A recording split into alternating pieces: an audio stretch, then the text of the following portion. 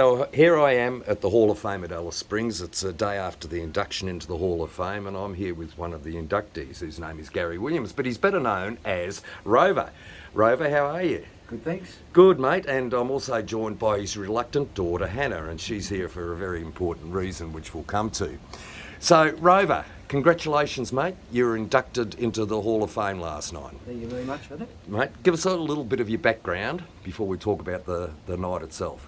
Well, I started out in the real early days and sort of started driving the highway when I was 16 with no licence. Back then you could. And 53 years later I've retired and given it away. Have you? Well, I hope you enjoy your retirement, mate. So 53 years ago, we're talking about the 70s, aren't we? Yeah. So what was your first truck? The V8 petrol Dodge. Okay, and where'd you run that from and to? I just run Aubrey, Melbourne and that, different joints and that. Used to run up and down with my old man. So he was in the industry as well? Yeah, Dad used to work for a company in Aubrey called Aubrey Border Transport, and then it was brought out by NZ Freight Express. And after that he retired after they closed the depot down in Aubrey. Okay, so did you work for yourself or were you No. always an employee? Always employee. Made sure you got paid each week Yep. that way. Yeah. Probably a very sensible move, mate. Yeah. And if it was a breakdown, it wasn't your problem. Wasn't my problem. Bring up. Okay. What's some of the gear that you drove over the years? Oh, I did 1418 Benzes, 1419 Benzes. They were a popular truck in the day, the yeah. 1418s, 19s, weren't they? They made a lot of blokes a lot of money. Yeah. All different model Kenworths, like Ridgets. I drove Ridget, Twisty Bay drove Ridget for a mob called the Overnighters. They were owned by May Nicholas.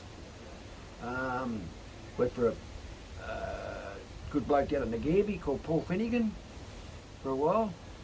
Worked for Toll Addendum up near Tumut, which was owned, they brought out LCJ Dean. My last job for 5 years until I retired was Lesky's Transport at Gindra near Albury. Right, Yeah. okay. And so how long have you been retired? Since 22nd of December. Oh, okay. Yep. And you can't get away from trucks because you were here, of course, at another trucking event. Yeah. As we mentioned, you were inducted into the Hall of Fame, but you didn't know that was happening, did you? No, as far as I knew, me and my partner were coming up for a wedding. Right. Well, we might pull Hannah in here and ask how you. Hello, Hannah. How are you? Good, thank you. Good. We might ask you how you managed to organise this. Yeah, so probably more so Dad's partner. But yeah, so they made up her and her daughter made up a fake wedding invite. So then they set off on a trip up here to a wedding of friends of Helen's, and they thought they'd come here and watch part of the induction ceremony prior to heading off to the wedding. Which was a thought you'd obviously put into their minds. Absolutely. Yeah. Yep. And then so then me and my two brothers flew up the day before, and Dad had no idea we were here until he accepted his award and headed back down the aisle. So he didn't see you until after he was on we stage. Stayed out of sight. Brilliant. Yeah. Bring a tear to your eye, did it, mate? Yeah, it did, yeah. Look, Yep, yep. I love stories like that, Yeah, and the reason you're inducted is because you're a genuine Australian trucking hero. Because all truckies are heroes, but it's nice to be recognised for the work that you do and the miles that you travel and the stresses it puts on your relationships. We all know it's not easy. Anyone in any way associated with the trucking industry knows just how hard it is. Yeah. And to do it for 53 years alone is a pretty good achievement, mate. I tell you, I couldn't do it, to be honest with you. Well, I enjoy writing about them and interviewing people such as yourself and trying to keep some of the history. Yeah. I do take my hat off to you. So I sort of left school with no thing to do anything, because I'd been running school and everything with my old man driving. Everything was about trucks. So that's what just continued in the family life. The family way, yeah. So you said you started driving without a licence because you could get away with it then.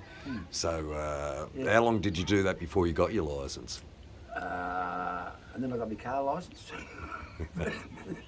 Halfway there. 16 9 months I got my car licence, and then worked from there, and then I left school. My first job was with a company called Aubrey Border Transport. Mm-hmm. Back then they were the Castrol agent around Aubrey area. Yep. and Max Luff gave me the job doing sorting out. I was the Castrol man delivering all the oil around, like around Albury and everything, and everything just eventuated from that. Right. So did your driving take you further afield? I mean, you talked about running Albury, Melbourne. Sort of. All I really done was sort of Adelaide, Sydney, Melbourne, Brisbane. That's all I mainly Right, done. yeah, the It was East only Coast and main capital Oh, city. that's fine. That's fair enough. Yeah, Mate. yeah, The roads there are bad enough without having to head anywhere else. Yeah. Can't let you go without asking why you called Rover. Well, it was a bit of a long story, but in a way, it's a story some people don't really want to know. But I was Tell us for a- anyway. We'll keep it a secret. For a company I worked for, the Overnighters, was owned by May Nicholas, and there's a couple of blokes in Albury that I worked with. One was called Clary and one was called Spider. Anyway, Clary's on the board here, up on the board here. Mm-hmm. Anyway, one night Spider said to me, he said, "Hey Gary," I said, "Yeah." He said, "I've got a good nickname for you." I said, "What is it?" He said, "Well, you're around at my place all the time." He said, "I'm going to call you Rover." I said, "Why?" He said, "Well, you're always round here sniffing your missus." I said, "Oh, cool. That's great. I really love it. Thanks, Spider." And it stuck. And it's stayed. And that's been there for back in the 80s. Okay. This was. I've had that name. And there's a lot of people know me by that name. Yeah, I'm sure there A are. lot of people. Yep. Look, mate, congratulations. Well deserved on getting inducted into the National Transport Hall of Fame here at Alice Springs. It's a special place to come to, as I know you're aware, and it will always be the spiritual home of, well, truckies alive and truckies that have passed beyond. I'm looking over there, an old mate of mine has got his ashes just over the way there. Yeah. And to be part of it really is something special. Well done, Hannah, on the surprise. It makes it even more special. Yeah. Absolutely. Yep. Nice to talk to you both. Thanks, too. Kermie. Thank Thank you care, very much. Take care in your retirement, mate. Thank you very much. You know, someone will probably ask you to hop behind the wheel, and You're you won't be able to say no. Yeah. Good on you guys. Okay, thank you very much. Catch you again soon. Thank you. Cheers. Thank you. Now, we've just run across a bloke called Stephen. This is an addendum to the story I've just done with Rover, and it turns out that Stephen is his old boss. Is that right, mate? Main Nicholas, that's right. At Main Nicholas. Was he all right, or? Average driver. So you didn't nominate him for the Hall of Fame then? I was the first guy to shake his hand before he actually got inducted. Right. Yesterday. He didn't know why you were shaking his No, hand he though did. at the time. He did, I'm sure he did. But I shook his hand on the basis of catching up with him again. Right. Well, that's nice to hear. Good on you, mate. No worries. See, there's someone who likes you. Yeah. I'll see you back at the park. No worries. Cheers, guys. See ya. I said we should get a happy snap, and he said, well, I know a truck that I'd like to be photographed in front of, and this is the truck. So why this truck, Rover? This is a mate of my mate I met back in the 80s. Yep. Back then he was working for a tipping company called JRT from Middagong. And then he finished there and he bought this truck here working for Cubico, and then went to Linfox, and he finished up at Linfox. He bought a bogey 48-foot drop deck trailer, run all over Australia with it, and until he retired, and he handed it in here, and then not that long ago he passed away. Well, it's a nice ode to him that we're taking a happy snap of you in front of him, mate.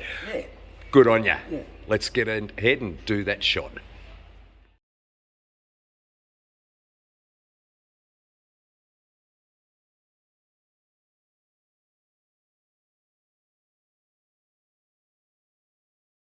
So you like the Kenworths, yeah? Keep walking. Yeah, back then, yeah. Yeah, but I'm not really keen on them today. There's just how do you put it? Back when we were driving them, what you call a truck. Now, to me, they're more of a showpiece. You know what I mean? Like, you have a look inside there at some of them old Kenworths. Well, that's what I like. Yeah, we'll walk back in through there. And like the Kenworth Rigid in there, the Comet Rigid, and the old the old W models and the old SARs. They were the good days. Yeah, They were yeah. the good days. And you've done it And of hard. course, you wouldn't countenance an automatic, would you? Not back then, no. Well, There's no such thing. did they exist? Yeah. Now, you can, I think the Kenworth, is the only truck you can buy with a manual gearbox in it. Pretty much. Yeah. I think Everything else is auto now. Freightliner Cascadia, you can option it. Oh, can you? Yeah, Oh, right. yeah, but I think they've sold one. Yeah. See, this thing here, that's a truck. That's a truck. See? The old 924 W model. Yeah, the rest of it just, I don't know, to me, just show pieces. Yeah? But, like the old boss part over here, this one over here, yeah, that's, to me, they're the days. Well, these trucks now, there's too much polishing on them. Polishing something that didn't enter into the equation with you. Yeah. Mind you, truck shows probably weren't around then either. Oh, yeah, Or trucking lights used to have... Pride and used to Oh, have- of course they did, yes, yeah. Yeah, trucking They've lights been doing that used to since 1976. Yeah. Yeah. Yeah, so... No, we'll stroll through the... Yeah, as I said, the old trucks, that's the... To me, they're a truck. You know? You just... you feel good to get into something that's good and solid. Yeah, and something that you know you're going to get miles out of these days. like a lot of the cars now, you don't get the miles out of them now. You come down, you come down into this section. The old 650s and the old 125. Yeah, you were talking about this Ross Transport truck just before, weren't you? Yeah. When we come up from Kermie, we passed it coming up. It was on top of one of Ross's trucks. Okay. I brought it up. Yeah. That's only just arrived. Yeah. And this week. Last weekend. Monday. I think it was Monday. Sunday or Monday, I think it got here. Mm-hmm. But you get the old W model. These old things over here, the Clevelands.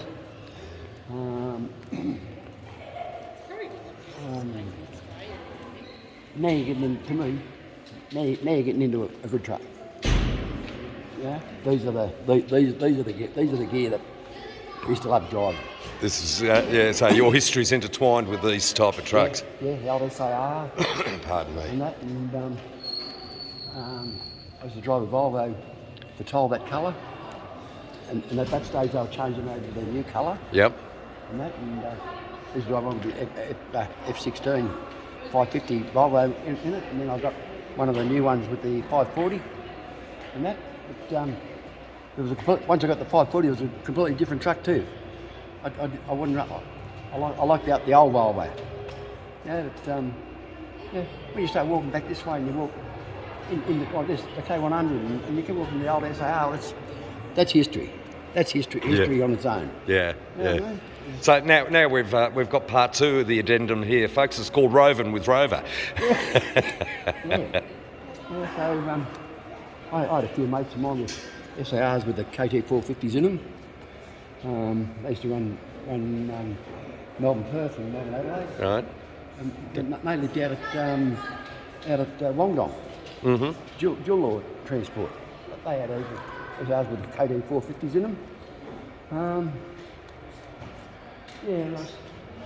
And here's Like this director here, it's a showpiece. A showpiece. You know, like, and look at But the, mate, I gotta say, it's a hell of a showpiece. yeah, isn't it? Yeah. It's just Pretty spectacular truck. but look at the cleaning. Yeah. The old truck, Well, mate, the old truck you haven't done in a half hour. you talk about cleaning it, but if you consider it, it's the right colour for dirt, isn't it? Yeah, you can leave it. Just wash the wheels and tank. Yeah, that's it. We'll come walk this way. We'll step back a little bit so I can get a better view of it.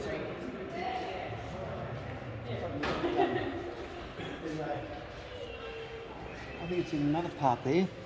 They've got all the Cummins motors. Mm-hmm. I've driven trucks with every single Cummins motor that's on show there. The old 180, the 903 and the 290s, 300s, 350s, 400 Cumminses, right up to the signatures. With the redhead, right up to the signatures. Okay. So, but everything's changing. Everything's changing too fast now for everything. And now a lot of the what would you call them, old blokes, Like you. yeah, as I say, everyone's getting out of the game now. Everyone's retired. They've had enough. And just let the young people do it now. We'll see how long they last. Yeah, will they last another 40 or 50 years, like some of us blokes, 60 years. Time will tell. Time will tell. Time will tell. Yeah. Mate, thank you again for the extra footage. It's appreciated. That's not a problem. Anytime. We'll see you. Well, we might see you down there home. You're not far from me. Yeah, not far. Yeah. We will when we're driving through. We'll give you a hoy and we'll catch up. Not a problem, mate. Cheers. Good on you, mate. Thanks very much. Cheers. Thank you.